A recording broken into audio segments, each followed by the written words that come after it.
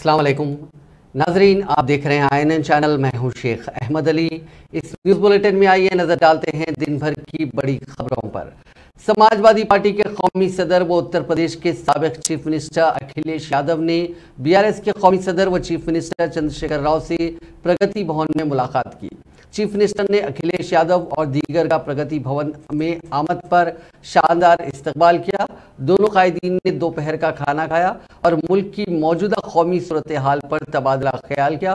खबलजी Begumpet airport पर media से बात करते हुए अखिलेश यादव ने कहा कि मरकज में बीजेपी को इख्तियार से बेदखल करने के लिए अपोजिशन जमातों को मुत्तहिद होने की ज़रूरत है। अपोजिशन जमातों का मकसद बीजेपी को शिकस्त देना है, इसलिए बीजेपी की मुखालिफत करने वाली जमातों को मुत्तहिद करने की ज़रूरत है। उन्होंने कहा कि मोदी हुकूमत के खिलाफ अपोजिशन जमातों की लड़ाई में चंद्रशेखर राव की BRS को भी शामिल करने का मंसूबा है। इसी मंसूबे के तहत वो आज हैदराबाद का दौरा करते हुए KCR से मुलाकात कर रहे हैं। उन्होंने कहा कि तमाम जमातों का मकसद बीजेपी को इख्तियार से बेदखल करना है। रियासती वज़रा श्रीनिवास यादव, प्रशांत रेड्डी, रुकन पार्लियामेंट संतोष कुमार, रुकन काउंसिल राजेश्वर रेड्डी और दूसरे इस मौके पर मौजूद थे। गवर्नर डॉक्टर तमिलिसाई सौंदरराजन ने उस्मानिया हॉस्पिटल का मुआयना किया। उस्मानिया हॉस्पिटल कॉलेज की प्रिंसिपल शशिकला ने गवर्नर का इस्तकबाल किया। बादशाह उन्होंने दवाखाने के अतराफ के इलाकों के साथ साथ कदीम इमारत का भी मुआयना करते हुए मसाइल के बारे में मालूमात हासिल की। उन्होंने हॉस्पिटल के बैतुल खलाओं का भी मुआयना किया, जहाँ की सूरत हाल बदतरीन है। इस दवाखाने से रोजाना 2000 आउट पेशेंट रुजू होते हैं। रोजाना इस दवाखाने में 200 सर्जरियां करवाई जाती हैं। जनरल वार्ड में सिर्फ चंद पंखे काम कर रहे हैं। मरीजों और उनके रिश्तेदारों को गर्मी से मुश्किल सूरत हाल का सामना है। गवर्नर ने कहा कि दवाखाने की नई इमारत की तामीर की ज़रूरत है। उन्होंने वाज़ेह किया कि वो किसी को मौरूद इल्ज़ाम ठहराने के लिए दवाखाना नहीं पहुंची। हाल ही में गवर्नर ने ट्वीट करते हुए कहा था कि दवाखाने उस्मानिया की तामीर की जानी चाहिए। गवर्नर ने मरीजों से भी बातचीत की और दवाखाने में इलाज की सहूलियात के सिलसिले में तफसीलात हासिल की। उन्होंने हुकूमत पर जोर दिया कि वो इस दवाखाने में फौरी तौर पर मुनासिब इंफ्रास्ट्रक्चर फराहम करें। डॉक्टर्स और दवाखाने के स्टाफ ने दवाखाने की सूरत हाल से गवर्नर को वाकिफ करवाया।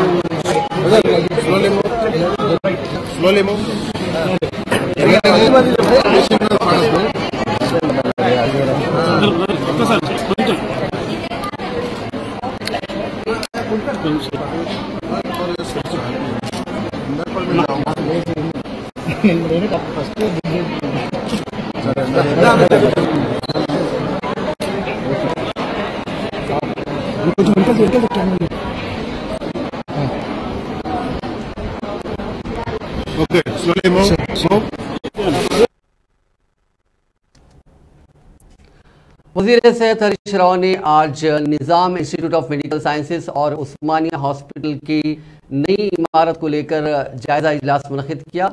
उन्होंने बताया कि तेलंगाना में Nizam institute of medical sciences robotic surgery के निजाम को नाफिज करने वाला मुल्क का पहला पब्लिक सेक्टर अस्पताल बन गया है। ये निजाम 35 करोड़ रुपए की लागत से कायम किया गया था, जिसे आरोग्यश्री हेल्थ केयर प्रोग्राम ने फंड किया। तेलंगाना के कयाम के बाद से निम्स अस्पताल में नुमाया तरक्की हुई है, जिसमें बिस्तरों की गुंजाइश 900 से बढ़कर 1800 हो गई है। अस्पताल ने आला दर्जे के तिब्बी आलात भी हासिल किए हैं। इनमें से एक डीएसए मशीन और एक एमआरआई मशीन शामिल है, जिसमें नेक्स्ट जनरेशन जीनोम सीक्वेंसिंग की जा सकती है। इसके अलावा एक नियो नेविगेशन मशीन भी शामिल है। अस्पताल ने सर्जरियों में भी इजाफा देखा है, जैसे कि गुर्दे की पेवंदकारी, रेमिटिक सर्जरी और घुटने की तब्दीली की सर्जरी।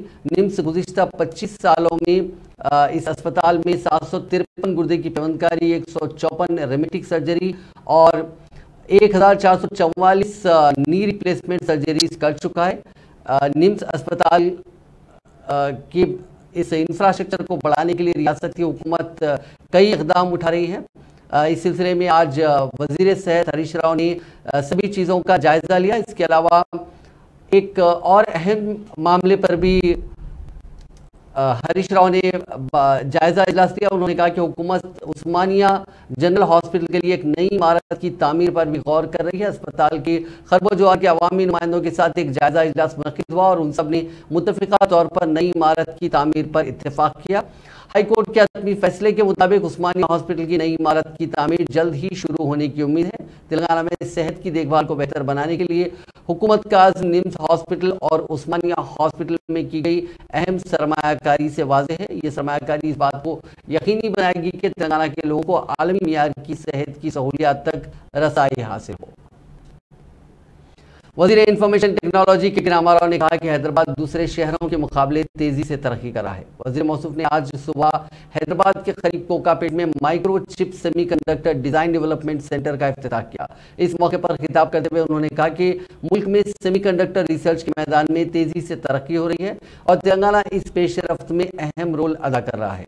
उन्होंने कहा कि हुकूमत सेमीकंडक्टर के शोबे में आगे आने वाली कंपनियों को भरपूर ताउन फराहम करेगी। उन्होंने बताया कि तेलंगाना की तश्कील के बाद से अब तक आईटी की बरामदात में 4 गुना इजाफा हुआ और अब ये बढ़कर 2,41,000 करोड़ रुपए तक पहुंच गई है और मुल्क में दूसरे आईटी मुलाजिमत का मौका हैदराबाद से दस्तयाब है। उन्होंने कहा कि हैदराबाद, बेंगलुरु और चेन्नई से आगे है। शहर मुल्क का लाइफ साइंसेज का दारुल हुकूमत है। उन्होंने कहा कि हैदराबाद की जीनोम वैली हिंदुस्तान में वैक्सीन की तैयारी का हेडक्वार्टर है और हैदराबाद दुनिया का सबसे बड़ा इख्तिराई कैंपस है। Let me also take this opportunity, Ganesh and Shrikant, to tell you guys that you need to do more in Hyderabad because life sciences, we are the life sciences capital of India. In fact, 40% of India's pharmaceuticals are produced from Hyderabad. In fact, 1/3 of global vaccines are produced from Hyderabad. We produce 9 billion doses of global vaccines. Next time one of your friends or their children is getting a vaccine shot in the US, Ganesh, please remember, there's 1 in 3 chance it could have been made in Hyderabad. Come next year, it'll be 50% vaccine production of the world happening from Hyderabad because 14 billion doses of vaccines would be produced. Not only are we home to largest vaccine producers, in fact, Ganesh, we are also home to India's largest medical devices park. And in this med devices park in Sultanpur, we also have the world's largest stent maker. And I know you guys work extensively with medical electronics sector, medical devices sector. I would urge you to also closely look at what we can do together, explore synergies, etc. Talking about automobiles, let me also share with you that we've launched what is called as Telangana Mobility Valley. Now, Telangana Mobility Valley is essentially an opportunity that I think some city in India had to seize. We moved first and we've launched this a few months ago, and we already have onboarded some of your competition and some of your collaborators, probably Intel, Bosch, ZF. रियासती वजीर व BRS के कारगुजार सदर केटी रामाराव ने Congress party पर तनकीद करते हुए कहा कि ये बदउनवानी और नाअहलों की पार्टी है। उन्होंने ये भी कहा कि बीआरएस किसी दूसरी पार्टी की बी टीम या सी टीम नहीं है, बल्कि एक धी टीम है, यानी हिट टीम है, जो बीजेपी और कांग्रेस दोनों को अकेले ही शिकस्त देगी। केटीआर एक दिन कबल खम्मम में कांग्रेस लीडर राहुल गांधी की तकरीर का जवाब दे रहे थे। राहुल गांधी ने बीआरएस पर बीजेपी की बी टीम होने का इल्जाम लगाया था और कहा था कि पार्टी तेलंगाना में अगले असेंबली इंतखाबात जीतने में कामयाब नहीं होगी। उन्होंने राहुल गांधी के दावों को मुस्तरद करते हुए कहा कि बीआरएस एक मजबूत और आज़ाद पार्टी है जो तेलंगाना की तरक्की के लिए पुरज़्म है। उन्होंने कहा कि पार्टी के पास अपने वादों को पूरा करने का एक साबित शुदा ट्रैक रिकॉर्ड है और ये वाहिद पार्टी है जो इस किस्म की क़यादत फराहम कर सकती है जिसकी रियासत को ज़रूरत है। केटीआर ने कांग्रेस पार्टी पर भी तनकीद की और कहा कि ये एक ऐसी पार्टी है जो अपना रास्ता खो चुकी है। उन्होंने कहा कि कांग्रेस अब गरीबों और पसमानदा लोगों की पार्टी नहीं रही बल्कि दलालों और गाजिबों की पार्टी बन गई है। उन्होंने कहा कि दूसरी तरफ बीआरएस एक ऐसी जमात है जो हमेशा गरीबों और मजलूमों के साथ खड़ी रही। उन्होंने कहा कि पार्टी इस बात को यकीनी बनाने के लिए पाबंद अहद है कि तेलंगाना में हर शख्स को ज़रूरियात ज़िंदगी जैसे खुराक, पानी और तालीम तक रसाई हासिल हो। उन्होंने कहा कि कार का स्टीयरिंग मजबूती से चीफ मिनिस्टर चंद्रशेखर राव के हाथ में है। उन्होंने कहा कि केसीआर एक विजनरी लीडर है जो एक खुशहाल और मसावी तेलंगाना की तामीर के लिए पुरज़्म है। बीआरएस लेजिस्लेचर पार्टी ने कांग्रेस के इख्तिदार में आने पर मोमरीन और बेवाओं को 4,000 रुपये वजीफा देने का कांग्रेस कायद राहुल गांधी के ऐलान पर शदीद एतराज़ किया। बीआरएस एलपी के दफ्तर में रियासती वज़रा Prashanth Reddy, Puvvada Ajay Kumar, government whip MS Prabhakar और बीआरएस के अरकान मुखर्रना रेड्डिया नायक, सुरेंद्र वेंकट वीरैया और दूसरों ने प्रेस कॉन्फ्रेंस से खिताब करते हुए कहा कि कांग्रेस पार्टी में राहुल गांधी का फिलवक्त कोई ओहदा नहीं है और वो किस तरह तेलंगाना के अवाम को 4,000 रुपये वजीफा देने का वादा कर सकते हैं। उन्होंने कहा कि राहुल गांधी को तेलंगाना के अवाम के बारे में कोई मालूमात नहीं है। रियासत के कांग्रेस कायदीन की जानिब से तैयार करदा स्क्रिप्ट को उन्होंने पढ़कर सुनाया। उन्होंने राहुल गांधी को रिमोट गांधी करार दिया। बीआरएस कायदीन ने कहा कि कांग्रेस ज़ेर इख्तियार वाली रियासतों में मोमरीन और दीगर गरीब अफराद को 1,000 रुपये से ज़ायद वजीफा नहीं दिया जा रहा। ऐसे में राहुल गांधी किस तरह तेलंगाना में मोमरीन के लिए 4,000 वजीफा देने का ऐलान कर सकते हैं।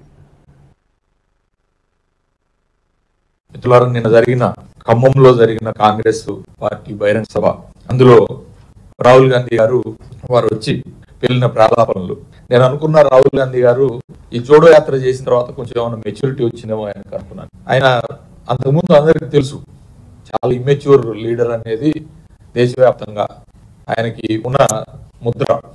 బాజాప్తా పార్లమెంట్లో లేచి వెళ్ళి మోడీ గారిని హత్తుకొని మళ్ళీ సీట్లోకి వచ్చి కన్నుగొట్టి కూర్చున్నప్పుడు ఆయన ఎంత ఇమెచ్యూర్ లీడర్ అనేది ఈ దేశం మొత్తం చూసింది. కానీ సరే తర్వాత అట్లీస్ట్ ఉన్న పదవుల్ని వదిలేసి కష్టకాలంలో కాంగ్రెస్ పార్టీని నడి సముద్రంలో వదిలేసి నాయకత్వాన్ని వద్దని పక్కకు జరిగిన ఆయన. జనరల్గా లీడర్ క్వాలిటీ ఎట్లుంటుందంటే కష్టకాలంలో ఉన్నప్పుడు ముందుండి లీడ్ చేసేవాడు లీడర్ అవుతాడు. లైక్ కేసీఆర్ 2014 వరకు 14 సంవత్సరాలు తెలంగాణ కోసం ఎట్లా కొట్లాడిండు, తెలంగాణ కోసం పేగులు దిగదాకా ఎట్లా పోరాడు అనేది అది లీడర్షిప్ క్వాలిటీ. కానీ ఎప్పుడైతే తన ఆధ్వర్యంలో తనని దేశ కాంగ్రెస్ పార్టీకి అధ్యక్షుడిగా ప్రకటించిన తర్వాత వచ్చిన ఎన్నికల్లో ప్రతికూల ఫలితాలు రాగానే కాడిపడేసిండు. అయినా అవినీతి గురించి కాంగ్రెస్ పార్టీ వాళ్ళు మాట్లాడి అవినీతికి అడ్రస్ ఎవరు ఉన్నది అంటే కాంగ్రెస్ పార్టీ. ఈ దేశంలో అవినీతి అనే పదాన్ని మొదలు పెట్టిందే కాంగ్రెస్ పార్టీ. భారతదేశంలో అవినీతి అనే డిక్షనరీ ఇది కాంగ్రెస్ పార్టీ. అవినీతికి ఎన్ని అర్థాలు ఉంటాయి అన్ని అర్థాలు కాంగ్రెస్ పార్టీలో ఉంటాయి. మర్చిపోయిన రాహుల్ గాంధీ, మీ తండ్రి రాజీవ్ గాంధీ కాంగ్రెస్ పార్టీ చేసిన స్కామ్లు లెక్క లేవు. మేము చిన్నప్పటి నుంచి కూడా చూస్తుంటే పేపర్ రోజు కాంగ్రెస్ పార్టీ చేసిన స్కామ్. రాజీవ్ గాంధీ కూడా బోఫర్ స్కామ్ లో ఇరుక్కపోయి పదవి పోగొట్టుకున్నాడు. ఈ దేశంలో ఒక అవినీతిలో ఇరుక్కపోయి, ఒక స్కామ్ లో ఇరుక్కపోయి ప్రజలతోటి తిరస్కరించబడిన వ్యక్తిగా నీ తండ్రి రాజీవ్ గాంధీ మిగిలిపోయింది. అసలు నీకు పెన్షన్ల గురించి అసలు నీకు ఏమైనా అవగాహన ఉన్నదా అని నా డౌట్. రాహుల్ గాంధీ ఆయన ముఖ్యమంత్రులుగా ఉన్న రాష్ట్రాలు అసలు పెన్షన్లు ఎంత ఇస్తున్నారు ఏంది ఆయనకు ఏమీ తెలియదు. ఇక్కడ వీళ్ళు రాసి అంగనా స్క్రిప్ట్ చదివిపోయింది అయిపోయి. మీరు స్కామ్లకు రాజులు, మీరు స్కామ్లకు రారాజులు, మీరు కాంగ్రెస్ పార్టీ వాళ్ళు. ఇవాళ మా కేసీఆర్ రాజరిక పాలన అని మాట్లాడినాం. కేసీఆర్ రాజరిక పాలన కాదు. కేసీఆర్ 119లో 88 స్థానాలతోటి గెలిచి వచ్చిన వ్యక్తి. తెలంగాణ ప్రజల ఓట్లతోటి వచ్చిన వ్యక్తి. నీతిగా ఎంపీగా ఓడిపోలే కేసీఆర్. మీది రాజరికం. కాంగ్రెస్ పార్టీలో మీ కుటుంబాన్ని రాజరికం. ఇవాళ మీకు ఏం హోదా ఉన్నదని నువ్వు ఇక్కడ అనౌన్స్ చేసిపోయినావు. నువ్వు కాంగ్రెస్ పార్టీ అధ్యక్షుడు. ఏ హోదాలో నువ్వు అనౌన్స్ वजीर बरकी जगदीश रेड्डी ने तंज करते हुए कहा कि कांग्रेस के साबिक सदर राहुल गांधी ने मकामी कांग्रेस के कायदीन की स्क्रिप्ट को गुज़िश्ता रोज जिले खम्मम में हुए जलसे में सुनाया। उन्होंने मीडिया से बात करते हुए कांग्रेस के रियासत में बरसर इख्तिदार आने पर तमाम अफराद को दिए जाने वाले वजीफे की रकम में इजाफा करते हुए उसे 4000 रुपये करने राहुल गांधी के ऐलान पर भी नुक्ताचीनी की। उन्होंने पूछा कि मुल्क में कांग्रेस इख्तिदार वाली हुकूमतों में माफ कीजिएगा कांग्रेस इख्तिदार हुकूमत वाली रियासतों में कितने वज़ाइफ दिए जाते हैं। उन्होंने तफसीलात बताते हुए कहा कि कांग्रेस इख्तिदार वाली रियासत छत्तीसगढ़ में मामरीन को 350 रुपये वजीफा दिया जाता है, माजूरीन को 500 रुपये और बेवाओं को 350 रुपये वजीफा दिया जाता है। राजस्थान में जहां कांग्रेस की हुकूमत है सिर्फ 750 रुपये का वजीफा मामरीन को दिया जाता है, जबकि माजूरीन को 550 रुपये वजीफे की रकम दी जाती है। पड़ोसी रियासत कर्नाटका का हवाला देते हुए उन्होंने कहा कि इस रियासत में मामरीन को 800, माजूरीन को 800 और बेवाओं के लिए 800 रुपये वजीफा दिया जाता है। उन्होंने पूछा कि तेलंगाना की तरह कांग्रेस इख्तिदार वाली रियासतों में वज़ाइफ क्यों नहीं दिए जाते। గల్లీ మనస్తత్వం అనేది మనకు స్పష్టంగా కనబడుతుంది. ఒక ఆల్ ఇండియా పార్టీ ఒక పాలసీ ప్రకటన చేసేటప్పుడు ప్రజలకు హామీ ఇచ్చేటప్పుడు చిల్లరగా ప్లకార్డులు పట్టుకొని ప్లకార్డులతో అవి తర్వాత చూస్తే కింద కాలకాడ కనబడతా ఉన్నాయి. వాళ్ళు ఇచ్చిన హామీ ప్రజల కాలకాడ కనబడుతుంది. అంటే వాళ్ళకి అది అలవాటే కదా, ప్రతిదీ కూడా ఎన్నికల ముందు హామీలు ఇవ్వటం ఆ తర్వాత తొక్కేసుకుంటూ పోవడం అనేది స్పష్టంగా 4000 పెన్షన్తో కనపడ్డది. మీకు ప్రతి కనబడుతుంది ఇప్పుడు కూడా వాళ్ళు ఇచ్చిన హామీ. సో అంత గొప్పగా మొదటగా అసలు ఈ హామీని పట్టించుకున్న వాళ్ళు, ఎందుకంటే రాహుల్ గాంధీకి ఈ రాష్ట్రంలో ఏమాత్రం ప్రజాదరణ లేదు, అది ఒక వైపు. ఇంకొకటి కూడా మేము అడుగుతున్నాం, పాపం రాహుల్ గాంధీకి ఒక తెలంగాణ ప్రజలపైన ప్రేమ వచ్చింది. నీ పార్టీ చచ్చిపోతున్న నీ పార్టీని బతికించినాయి 3 రాష్ట్రాలు. ఒకటి రాజస్థాన్ ఉంది. రాజస్థాన్లో నువ్వు ఇస్తున్న పెన్షన్ 800 రూపాయలు వితంతువులకైనా, వృద్ధులకైనా, వికలాంగులకైనా. రెండవది ఛత్తీస్గఢ్, మధ్యలో కూలిపోకుండా కొద్ది ఎంత ఆపింది ఛత్తీస్గఢ్. ఆ ఛత్తీస్గఢ్లో మీరు ఇస్తున్న పెన్షన్ 350 రూపాయలు, అక్షరాల 350 రూపాయలు, 550 రూపాయలు వితంతువులకు ఇస్తున్నారు. వికలాంగులకు కూడా అది. నిన్న రాహుల్ గాంధీ గారి అజ్ఞానాన్ని, ఇమ్మెచ్యూరిటీని మరొకసారి బయటపెట్టుకున్నారు. ఈ రాష్ట్రంలో గట్టి నాయకులు ప్రతిరోజు మాట్లాడే మాటల్ని, రాసిన మాటల్ని ఆయన వరేసిపోయింది. ఆయన జాతీయ స్థాయి నాయకుడిగా ఏమాత్రం నిరూపించుకోలేకపోయినాడు ఈ రాష్ట్రం నుంచి. మొట్టమొదటిగా ఆయన చేసిన ప్రకటనలు ఏ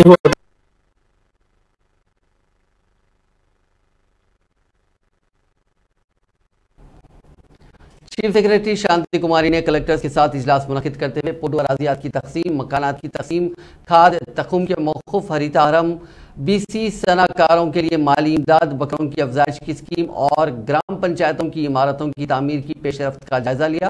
उन्होंने पुडू अराज़ियात की तकसीम में तेज़ी की ज़रूरत पर जोर देते हुए जारिया हफ्ते के अवाखिर तक इस अमल को मुकम्मल करने पर जोर दिया, क्योंकि इस्तिफ़ादा कुनिंदगान को जारिया खरीफ के सीज़न के दौरान रैतु बंधु स्कीम के तहत माली इमदाद दी जाएगी। उन्होंने रैतु बंधु पोर्टल में पुडू किसानों के बैंक खातों की तफसीलात अपलोड करने की ज़रूरत को भी उजागर किया। उन्होंने रेवेन्यू, पुलिस और जंगलात के महकमे जात के तालमेल पर जोर दिया ताकि दरख्तों को गिरने से रोकने के इक़दाम किए जा सकें। तेलंगाना प्रदेश कांग्रेस कमेटी के सदर रेवंत रेड्डी ने राहुल गांधी के दौरे तेलंगाना का दिफा करते हुए कहा कि गांधी खानदान ने मुल्क के लिए बहुत कुर्बानियां दी हैं और उन्हें किसी भी रियासत का दौरा करने का हक है। रेवंत रेड्डी ने कहा कि कांग्रेस की ज़ेर क़यादत मुत्तहिदा तरक्की पसंद इत्तेहाद यानी यूपीए 10 साल तक मरकज़ में बरसर इख्तिदार रहा, लेकिन राहुल गांधी ने कोई ओहदा नहीं लिया।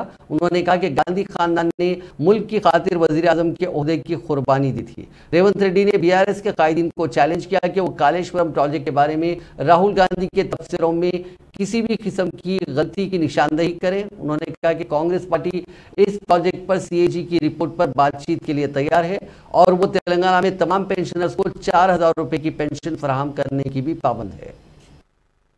సేమ్ ఆన్సర్ 2001లో టీడీపీ నుంచి కేసీఆర్ పోయినప్పుడు కూడా మంత్రి పదవి ఇవ్వకుంటే పార్టీ వదిలిపోయింది కదా, ఆ రోజు ఆయన బయటకు పోయింది కదా, దాన్ని కూడా స్క్రాప్ మంత్రి పదవి ఇవ్వకపోవడం వల్లనే కేసీఆర్ గారు టీడీపీని వదిలిండని మొదట ఆమోదించినాక మిగతా నాయకుల గురించి మాట్లాడితే బాగుంటుందని సూచన చేస్తున్నా.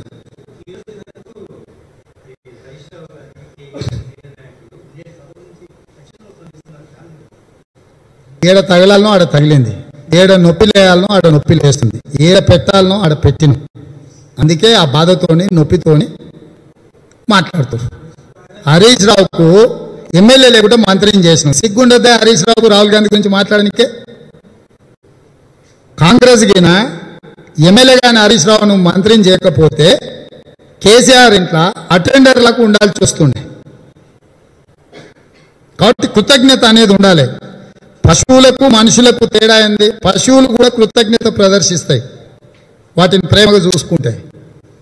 ఆలోచన చేయగలిగిన శక్తి ఉన్న మనుషులు హరీష్ రావును మంత్రిని చేసి, చంద్రశేఖర్ రావును ముఖ్యమంత్రిని చేసి, కేటీఆర్ను ఐటీ మంత్రిని చేస్తే కృతజ్ఞత చూపించాల్సింది పోయి ఇంకా కాంగ్రెస్ని నిందించడం అంటే వాళ్ళ జాతి నీతి చులకన చేసి మాట్లాడడమే.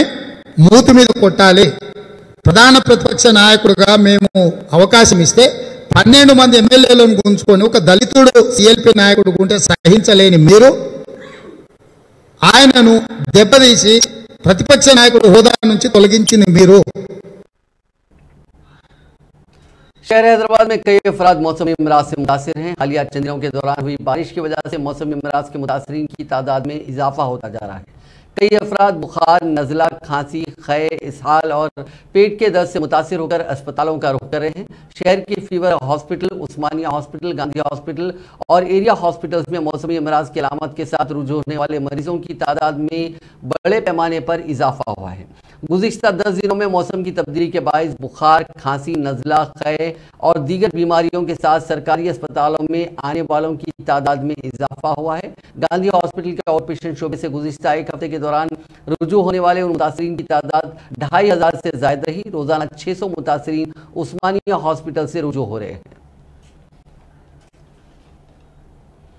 हैदराबाद के पुराने शहर में डेंगू, वायरल बुखार और बारिश से मुतालिक दीगर बीमारियों में इजाफे पर शदीद तशवीश का इजहार करते हुए हैदराबाद डिस्ट्रिक्ट कांग्रेस कमेटी के सदर समीर वलीउल्लाह ने जीएचएमसी के गैर मुअस्सर मॉनसून एक्शन प्लान और एमआईएम के अरकान असेंबली और कॉर्पोरेटर्स की लापरवाही पर सख्त तनकीद की।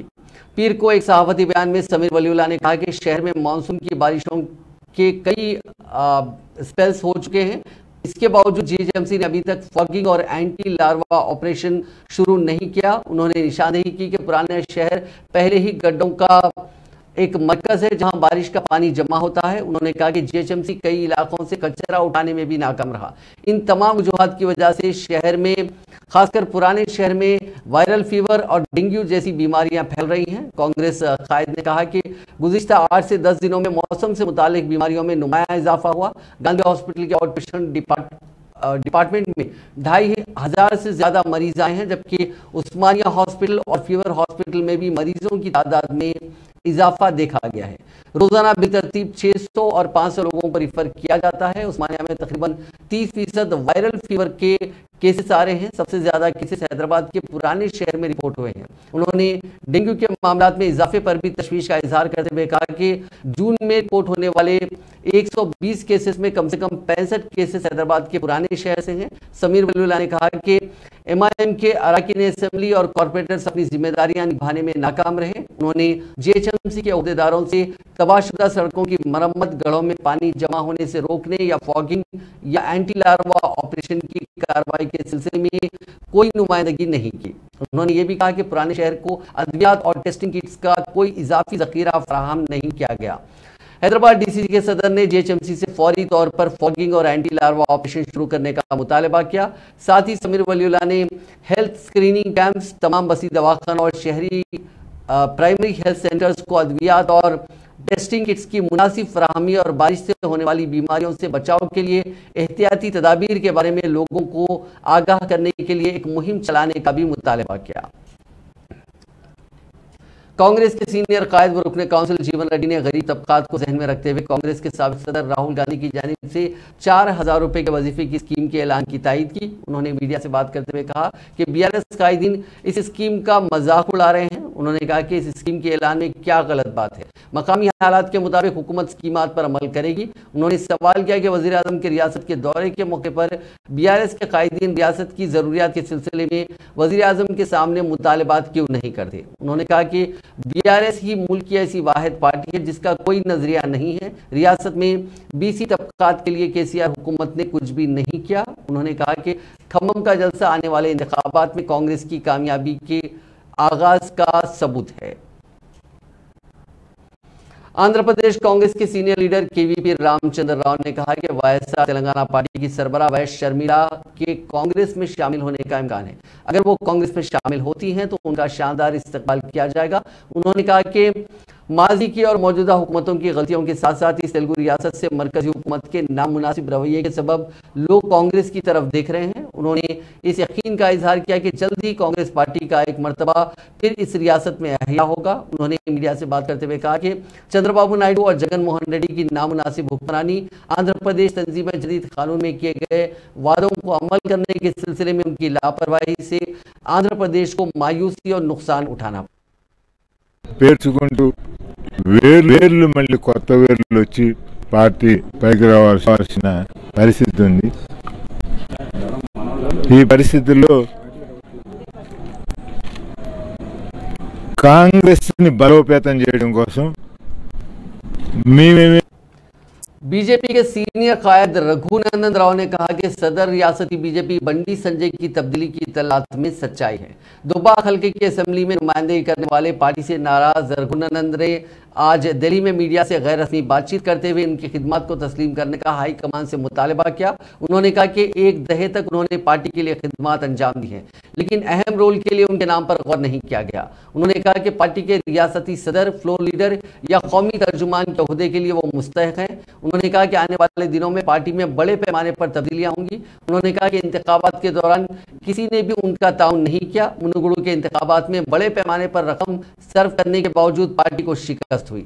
रघुनंदन राव ने कहा कि पार्टी के लिए उनसे ज्यादा किसी ने भी मेहनत नहीं की, ताहम उनकी मेहनत का सिला नहीं दिया गया। वो इस सिलसिले में वज़ीर आज़म मोदी से नड्डा की शिकायत करेंगे।